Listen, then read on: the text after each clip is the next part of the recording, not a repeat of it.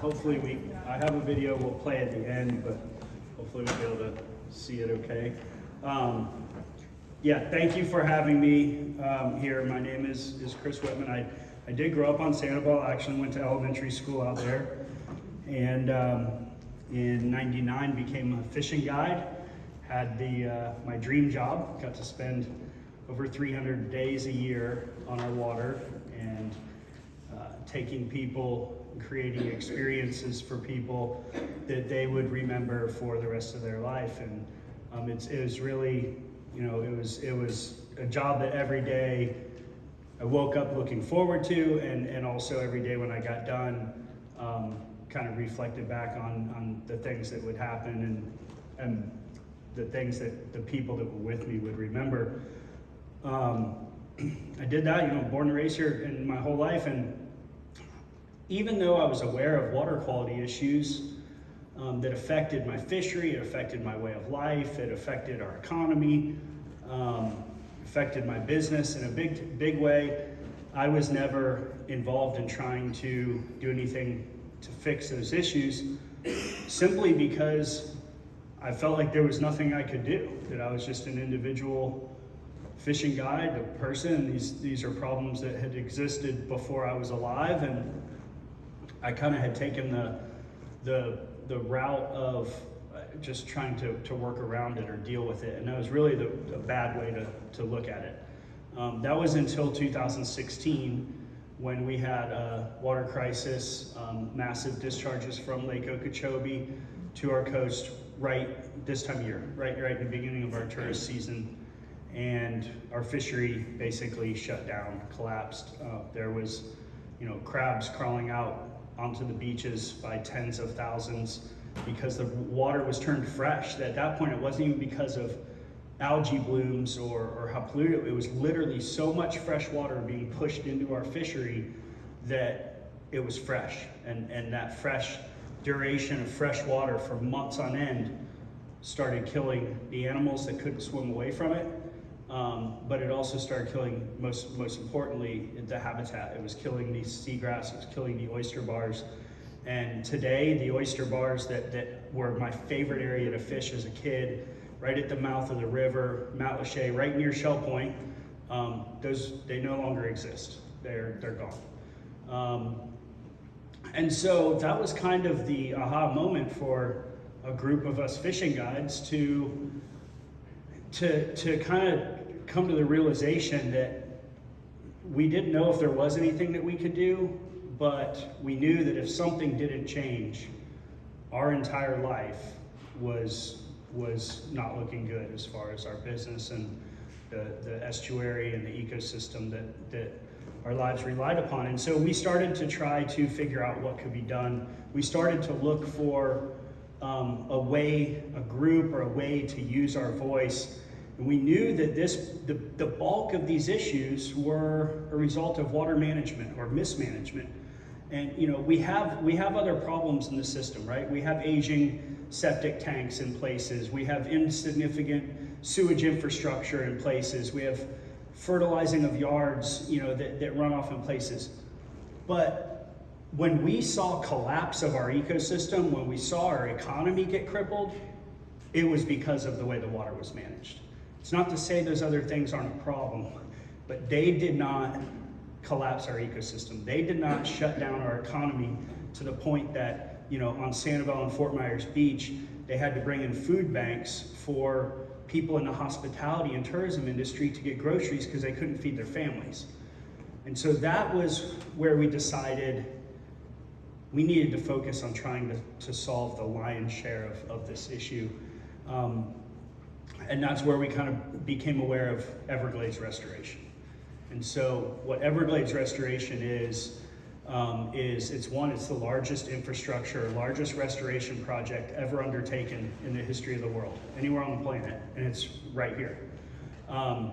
It is 68 infrastructure projects that are intended to reconnect Florida's water system back to the way Mother Nature had it, returning the timing and delivery of water back to Everglades National Park, back to Florida Bay, and in doing so, reducing the damaging discharges to the East Coast and the West Coast. the things that were devastating our way of life. And so as we started looking into it, this was in 2016, we realized that Everglades restoration was something that had bipartisan support. It was signed into law in the year 2000 by President Bill Clinton and by Governor Jeb Bush.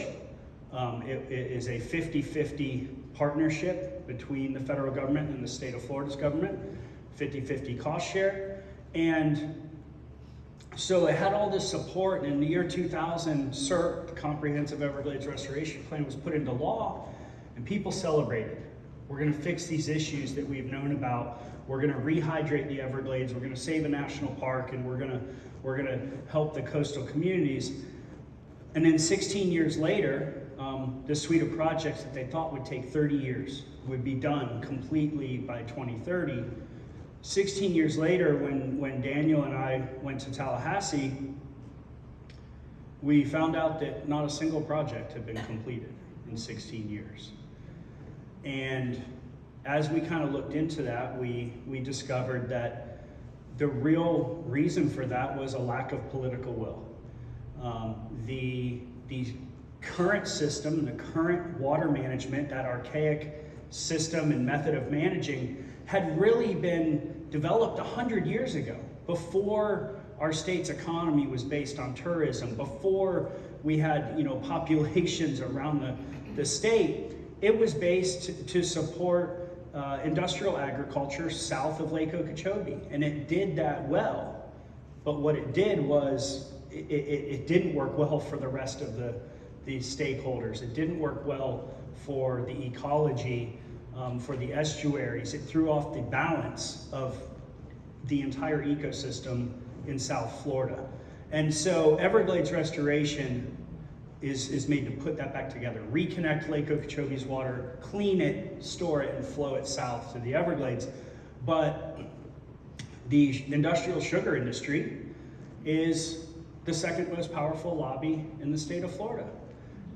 They're one of the most powerful groups that operate in the country. And so they're very successful at just influencing the politics around it to delay, or to spend a little money here on ancillary projects, no significant funding. And that's when we realized that, that's where we saw that maybe Captains for Clean Water, maybe we could actually do something. And what we realized the missing link was, it wasn't science. There was an incredible amount of really good science and scientists and studies that had been done to get to the point of Everglades restoration. It wasn't engineering, it was all these 68 projects that were identified. It was just that political will. And the missing link to drive political will was the lack of engagement by people like me, by people like you, by people who are impacted by water quality issues. And you don't have to be a fishing guide to be impacted by water quality issues. It's the #1 thing that affects our economy, even greater than a hurricane, believe it or not. It's the #1 thing that affects our way of life, our health. I don't know if anybody was here in 2018 when we had blue-green algae and red tide. It affects our property values. So it literally affects just everybody. And all those people who it affects, including myself, were not involved. We didn't see a conduit to use our voices, or we didn't understand that there was a solution to the bulk of this problem, and that their individual collective voices were monumental in achieving that solution. And so we didn't set out to create an organization to create a movement to save our water. We actually just set out to try to do something and get other people to do something as well, and get other people to join us. And that quickly snowballed. And what we found out was there was a ton of people just like us who had noticed there was a problem, but didn't see a way to fix it. And so those people very quickly grew into this movement, to the point that not very long into it, Daniel and I were standing there going, holy cow, what did we just get into? This isn't necessarily something we're gonna be able to do on the weekends. But we did see that we think there's so much of an opportunity to save our waters and to have an impact that would outlast us, and that would impact our kids and our grandkids and their kids, that we ultimately made the decision to walk away from our dream jobs to try to get our arms around all these people that wanted to see change. And so we then created an organization to organize a movement that was growing. And so now, 7 years later, we have proof of concept. We have a lot of examples that we know what we're doing is working. We know it's having an impact, and it's a matter of now of scaling that and growing that effort. And what we essentially did was we realized you couldn't expect people to get involved and use their voice if they didn't understand or didn't know about the issues or the solutions. So you have to start by educating. And so we would educate people on Everglades restoration, on these problems. And then once you educate them, they're more likely to be advocates, and they're more likely to bring other people into that effort with them, their friends, their neighbors, their coworkers, and to get them involved and them to be an extension and to educate others. Once you do that, those people then become advocates. And if you can then create the conduit and the mechanism to, one, keep people up to date and say, hey, here's this incredible opportunity that we need to ask the legislature at the state level, at the federal level to fund this project, or here's this threat that could really derail things. We could then get that information to people who are up to date and then give them a way to take action very effectively, very efficiently, click of a button, and that's what we did. And so over the last 7 years, we've seen a number of successes. The first was in 2017, when kind of the heart of Everglades restoration, of all those 68 projects, is the EAA reservoir. This was like the single project in Everglades restoration that provide the greatest return on investment as far as benefit in cleaning our water and benefit to the biggest amount of people. It would reduce our discharges to the coast. It would help manage Lake Okeechobee's levels. It would send 3, 4, 5 times more water south to the Everglades. It would rehydrate the drinking water aquifer for all of Miami-Dade, 9 million Floridians' drinking water source. And that project for 16 years had been on the back burner because it was the most politically challenging. In 2017, we had an opportunity to support Senate Bill 10, which was put up by, at the time, Senate President Joe Negron. And it was, when it was filed, the word on the street in Tallahassee was it was dead on arrival. It was too politically challenging. And so we called upon the fishing community, we called upon our relationships with brands in the outdoors like Yeti coolers and Costa sunglasses and Orvis, and we hosted a sport fishing day in Tallahassee, and we brought all of them there to walk the halls. And that bill, in fact, did pass. It passed with such a high margin that it was veto-proof. And so then it was a matter of, we've got this project passed. It states that it has to move X amount of water. It was very clear. Now it's a matter of getting it funded and funded consistently, because these projects, a reservoir of that magnitude is larger than Manhattan. So you've got to fund that project, not just 1 year, but for the 10 years it takes to build it. That was our first big win, was getting that into law.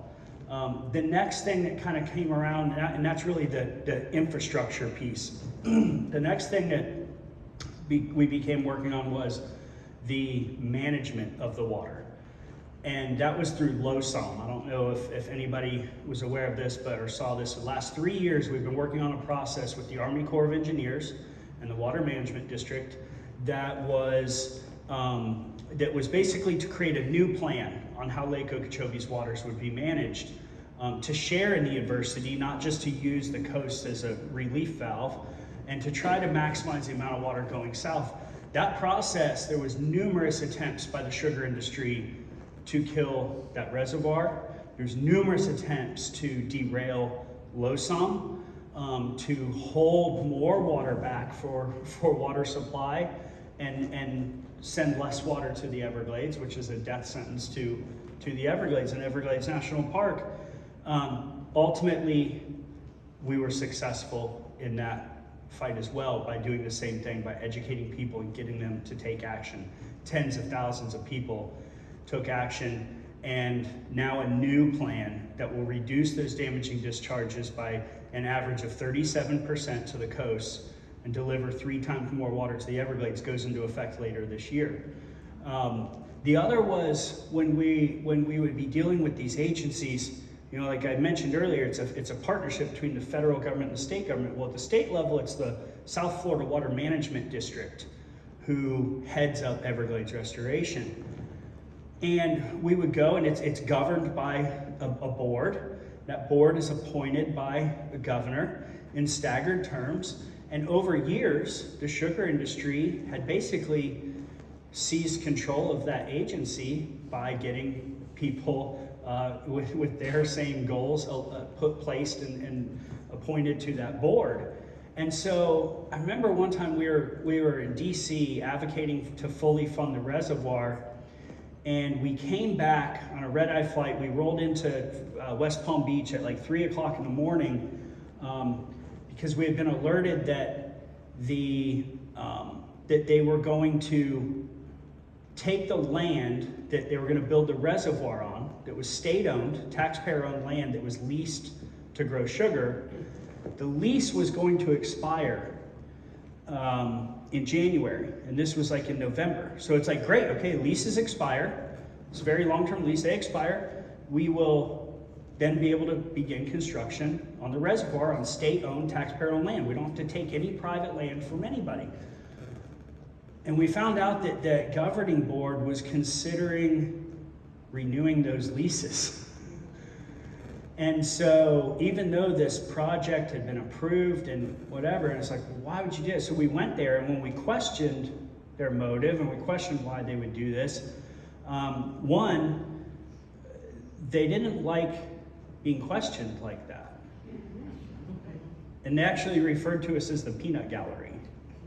From the dais, one of the women that was one of the governing board members said she would appreciate it if the peanut gallery would keep it down. And so we kind of decided to take that as a badge of honor. We made shirts that say proud member of the peanut gallery and peanut gallery stickers, and showed up the next meeting with peanut gallery shirts on. But it really highlighted that these roadblocks that were entrenched in every aspect, that there was just hurdle after hurdle after hurdle that Everglades Restoration had to clear.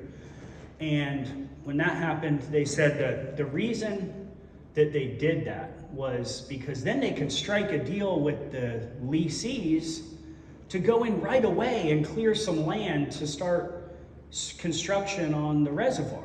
Well, I mean, the reservoir hadn't even gone through engineering yet. There's no construction to start. Like, there's a process to build a reservoir the size of Manhattan. So it was like, they said, oh, we did this because of that, and also the land would go fallow if it's not being farmed. And I'm like, so by grow fallow, you mean it grows weeds? Like, that's a problem when it comes to building a reservoir, that there's weeds there? None of it made sense. And so, so I actually borrowed a plane, and I went up and I flew over the site that they had done this big press story, and they brought media from all over the state and said, because we renewed these leases, and they did. They ultimately voted to renew those leases unanimously. Even after, at that point in time, our current governor, Governor DeSantis, was not in office yet, but he had won. So he was Governor-elect DeSantis, and he sent a congressman on his behalf from the East Coast, Congressman Mast, to that meeting that we were at, and said, please delay this vote. You do not need to make this vote now. You have 3 months, 4 months to decide whether to make this, and we should see what the terms of this lease are. They ignored the incoming governor's request, they ignored the public's request, and they voted to renew that lease, and they said that that was why they did it. So I flew over the site, and what I saw was there was 80 acres of land that they had cleared with 2 bulldozers while they had the media cameras out there.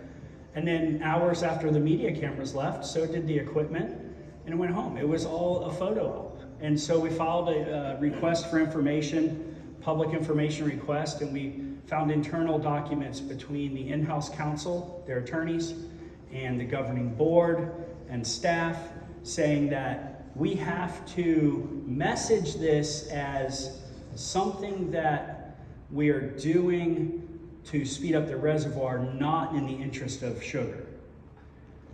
And so at the next meeting, I read those emails to that board, and I was told by one of the board members that I should be ashamed of myself. And that's when I read the second set of information documents it received. That was that indeed all they had done to start construction on the reservoir was to rent 2 bulldozers from a rental company out of Clewiston at the cost of $82,000 to the taxpayers for a single day photo op. And so I read that and I held up the contract, that rental contract, and told Mr. Miranda he should be ashamed of himself, that this agency is funded by ad valorem tax, that we are his constituents, and that they are not acting in the best interest of the constituents. And so at that point, I think that was December. And so a couple months later, we met with incoming Governor DeSantis, and we created an entire campaign around the peanut gallery and what was happening at this agency, videos and things, and showed a window into that fight, into that conversation. And the public engaged at such a level and gave out such an output of it that when the governor took office, within 48 hours, he demanded the resignation of the entire board. And now that board has been replaced with people who prioritize Everglades restoration. The chairman of that board is Chauncey Goss, a Sanibel resident, who is also on our board of directors at Captains for Clean Water. And so now that was kind of the second example that we knew if we could shine a spotlight on things that were happening that affected people, show it to the people, and then give them a way to use their voice, that we could change the outcome of significant events. The most recent kind of example for that was last year, and really the most recent example of how important and powerful the movement is and Everglades restoration is. You could highlight within 2022. In February, they filed a bill, Senate Bill 2508. Did anybody remember seeing anything about that? So it's a bill that instead of filing it before session and going through multiple committees and being able to have opportunities for the public along committee stops to weigh in on this bill, they waited until basically the whole budget was put together. And at 5:30 on a Friday night, they attached this bill as a conforming bill to the budget. And what it did was it basically took the rulemaking ability of that new water management district governing board, and made it to where they couldn't take action on rules they would create. They first would have to take any decision they wanted to make and get it approved by, guess who? State legislature. So you took away the new momentum of that board.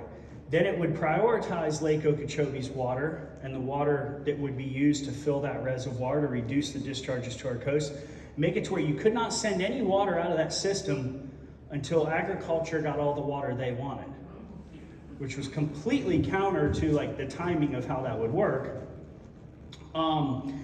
The big one was the committed funding for that reservoir, for the Heart of Everglades Restoration, had dedicated funding put in place by the governor. And so what it did was it made funding, it took that dedicated funding, scratched out EAA reservoir, and made it available to a whole suite of projects. So if I had enough money to build one house, and I dedicated that money to build one house, I could do that. But if all of a sudden I came in, it's like, no, you have to build these 10 houses with that same amount of money, nothing gets done. You get a little bit here, a little bit there, a little bit there. And so it really had threatened everything that Captains for Clean Water and the public and the people had achieved up until that time. And it was done, it was filed on that Friday night, and it would see one committee, an appropriations committee, because it was tied to the budget, so it was Senate Appropriations, on the following Wednesday, 3 business days later.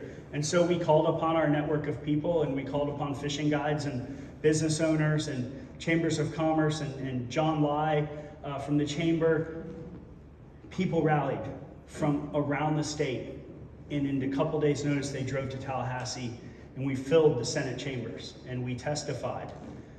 And we were mocked and told that we were misinformed, that we didn't know what we were talking about, that we didn't understand bill language, and we knew exactly what was going on. And so they tried to intimidate us and do all these other things, and we stood our ground and created a huge spotlight on this issue.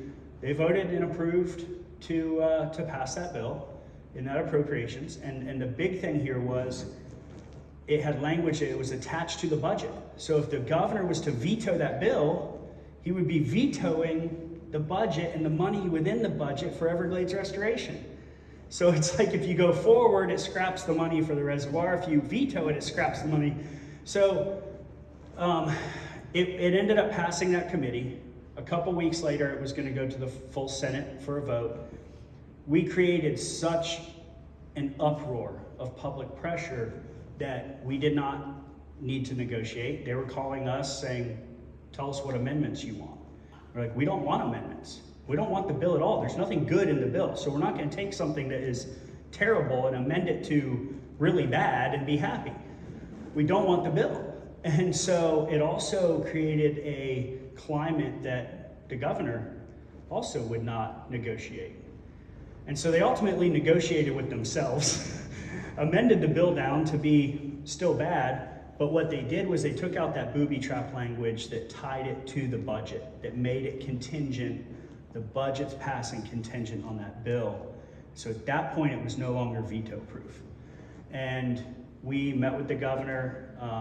They ended up passing that bill, but then it would have to be signed off by the governor. And so we launched a massive campaign, and I have an impact video here that will show that tells some of those numbers, but literally it reached millions of people. 50,000 people took action in a matter of a couple weeks, sending emails, making phone calls, and it created such kind of a political cover that we let session go by. That bill sat stagnant on the governor's desk. And after session was over and all the horse trading of different bills and different things was done, the governor could then veto that bill. Because if we had created a veto campaign, it then says this is still a value to us. This is still a political football. So if there's something, governor, that you want more than this, sign 2508 and then we'll give you your redistricting or we'll give you whatever. Instead, we kind of just let it sit.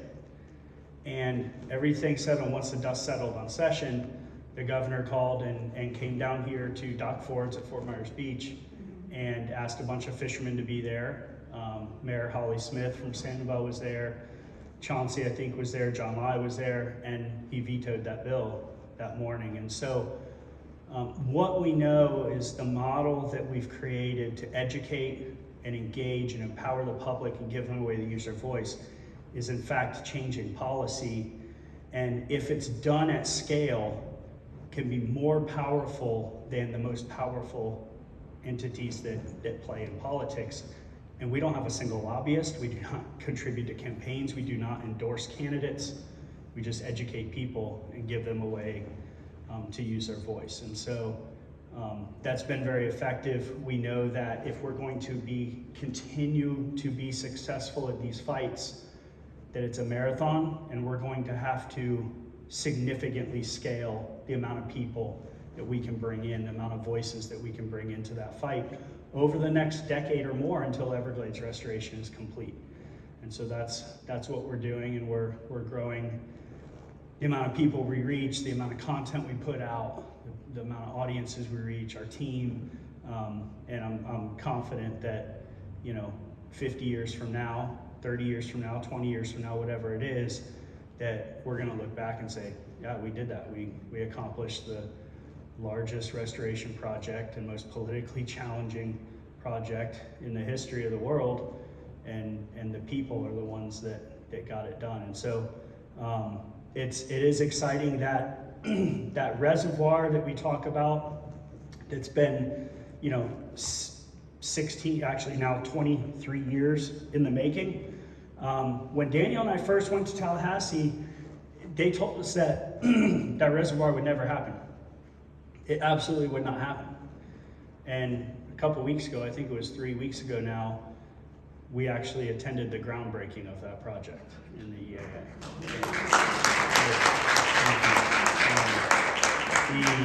The stormwater treatment area, the filter marsh component, the component of that reservoir that will clean the water, was started last year by the state. That project will be completed this year.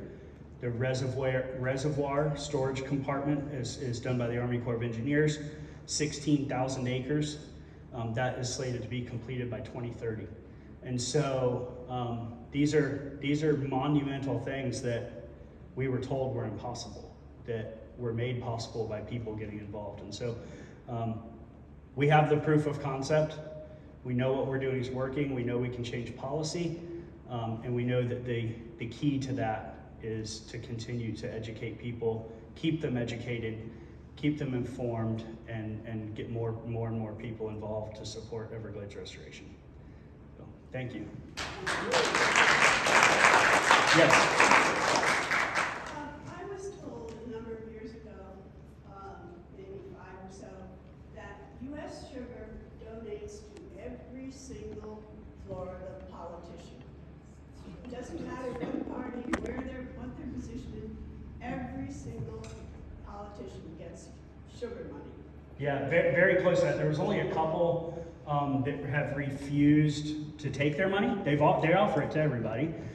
There was a couple that have refused to take their money, and for the most part, that resulted in them losing, because sugar would just put up a ton of money against them, or would the ones that were in office, they would just be roadblocked where they couldn't get any of their bills brought up to leadership's desk. Heather Fitzenhagen was a rep here that we actually created a pledge called the Now or Neverglades that was a pledge not to take sugar money. And we went around trying to get politicians to sign it. And Heather Fitzenhagen was our rep in this area. She was the first person to sign it. They ended her political career. Governor DeSantis made that pledge. Brian Mast on the East Coast made that pledge, but very, very few people. And you're right, and they actually do, they look at grooming people as freshmen, and then they fund their existence in politics all the way up from when they're a freshman House rep until they're Senate president. And so by the time they're Senate president, they're the people that can actually dictate what happens and what goes through there. They've got a stranglehold on them, and they can say, hey, we've come to collect. So you're right, and they did, and there's two big companies. It's U.S. Sugar and Florida Crystals. The Fanjul's are Florida Crystals, and those are two brothers from Cuba, Pepe and Alfie, and one of them was, just to give you an example of how they operate, one of them was Hillary Clinton's, one of her largest donors. One of them was Donald Trump's largest donors in the same race. They just play both sides. That's the game they play. That Senate Bill 2508, they also put the number one most powerful entity that works in politics in Florida is FPL, NextEra Energy. So in that Senate Bill 2508, they also dropped a little nugget in there for FPL that let FPL approve their own permits to destroy wetlands to put up solar fields, so they wouldn't have to go to DEP to get these permits approved. They could approve their own permits. That's like me approving my own speed limit, which would be awesome. But so now what they did is they made this bill where anybody that wanted to vote against it wasn't just going up against the sugar industry, but they're also going up against the power industry. And so it just made it, so anyway, yeah, they're very crafty, but earlier this year, public pressure can outweigh all of that. Earlier this year, we sent a letter to President Biden asking him to fully fund Everglades restoration. And on that letter was signature from Debbie Wasserman Schultz and from Matt Gaetz. So I guarantee it's the only piece of paper that the two of them have collectively agreed on, probably. So there's great support for Everglades restoration, and it has tremendous political hurdles to overcome continuously. Those battles and fights will be one after another until it's successful, and so that's where we come in. So I'll play a video. It has basically the impact of the organization last year. We all obviously have seen the impact of water quality issues, but we saw the impact of Hurricane Ian on our community. We felt it was important to support our community. So during the storm, we went out and were rescuing people and stuff like that and helping our other captains, but we ended up creating a guide relief fund to support our charter boat fishing guides and our friends. And so this film kind of shows you a little bit of the progress that was made last year because of everybody. No, you should be fine. If I can figure out how to work my computer.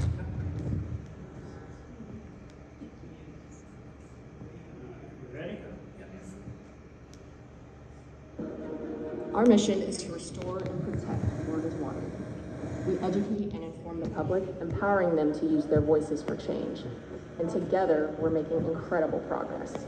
We are on a move to save the Everglades. There's never been an organization like this that has been able to tip the scale. And when we see threats in the past, we get rolled. The days of getting rolled are over. But sometimes protecting our water doesn't always look how you'd imagine. Sometimes we must stand up and fight.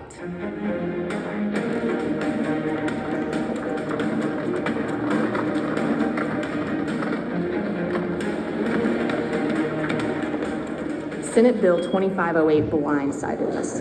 It was a political ploy by special interests to keep control of Florida's water, and it threatened all the progress we made on Everglades restoration. So we fought back.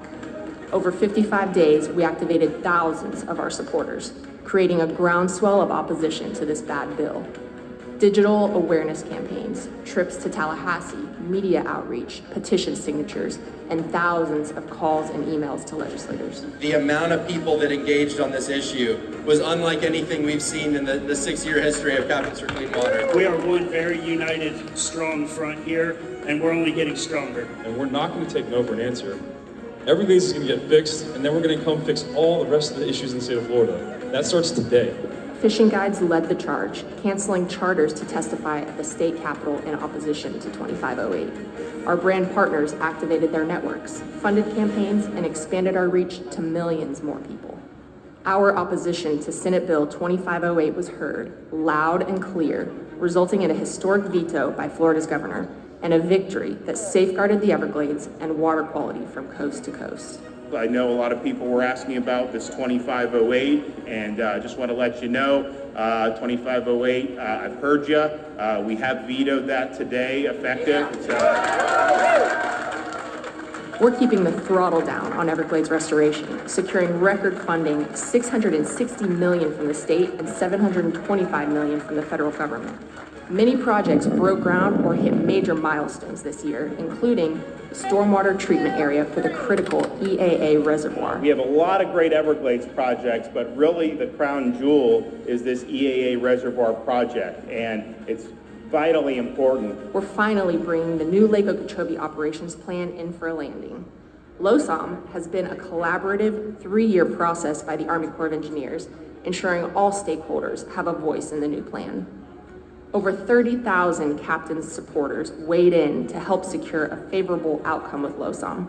This new fair and balanced plan goes into effect in 2023 and will send 3 times more water south to the Everglades and reduce discharges to both coasts by 37%.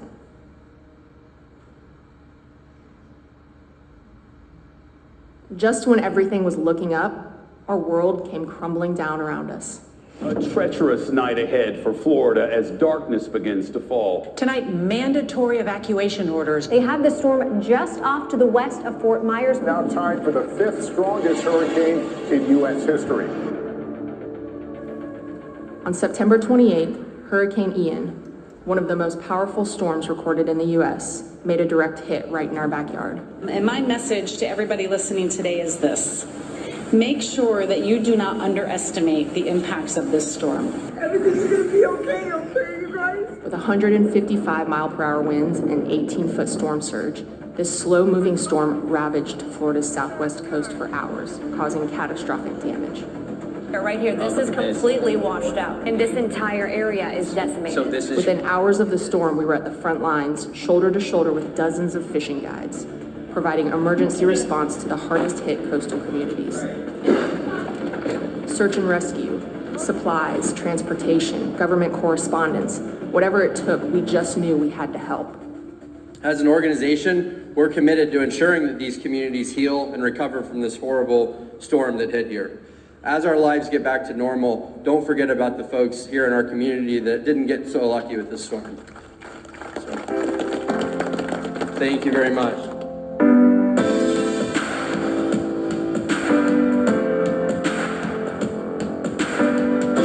We recognize the urgent need to support the fishing guides and charter captains who were severely impacted. We set up a free pop-up shop for over 300 guides and their families to pick up brand new clothing donated by dozens of outdoor brands. Through our Emergency Disaster Relief Fund, we've created long-term work opportunities to get guides back to work on the water while helping the community recover, including waterway cleanups, fishing trips for Hurricane Ian first responders, and water sampling and research trips with our science partners. The response has been astounding, and that tells us what we're doing is needed.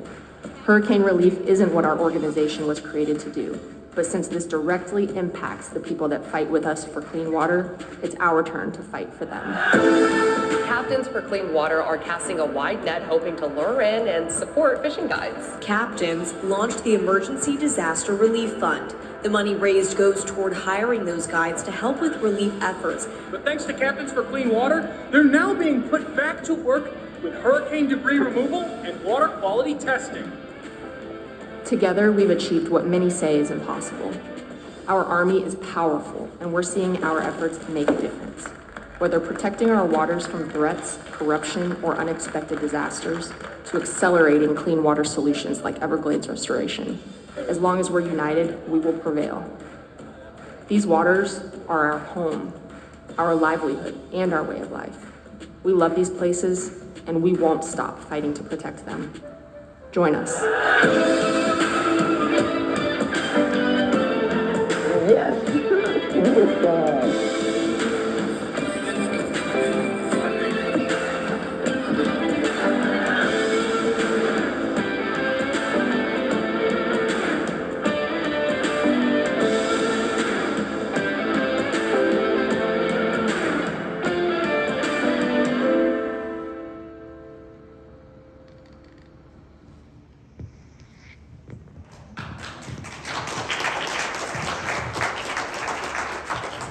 Thank you. I know I ran a little long. Is there any other questions? I just have a comment. If you go to Captains for Clean Water website, you're probably thinking, what can one person do? Their website is so complete. You join with just a little minimal membership, and then they contact you when they need all those voices to send to the state government or the federal government or whomever. They again make it so simple. You click one little button and your vote goes, or your comment goes right in there. They also, for all us grandmothers and mothers, have wonderful gifts that you can buy for your adult children as well, and all of that goes to help support Captains for Clean Water, and we are so serious about this program and all the really good things that they're doing. It's one reason why we include them in our grants process every year from church. Unfortunately, our grants program right now is a little bit short, but since our thrift store is not open. But thank you, Chris, so much. Thank you.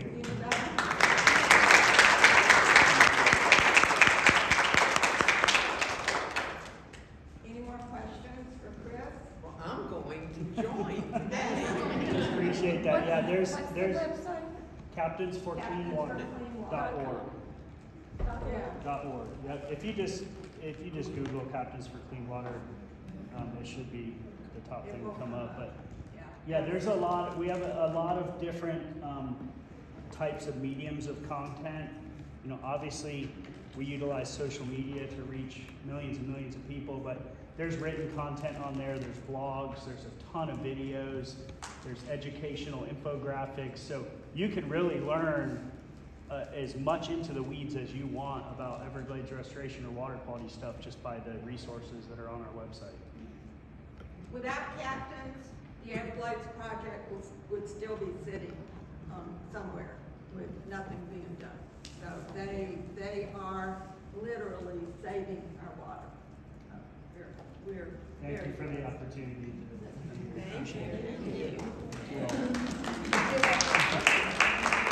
And just so you all know, it was a fishing captain, Captain Ron, that boated us over for 2 weeks, and everything we saved from St. Michael's was because of those boat trips. So.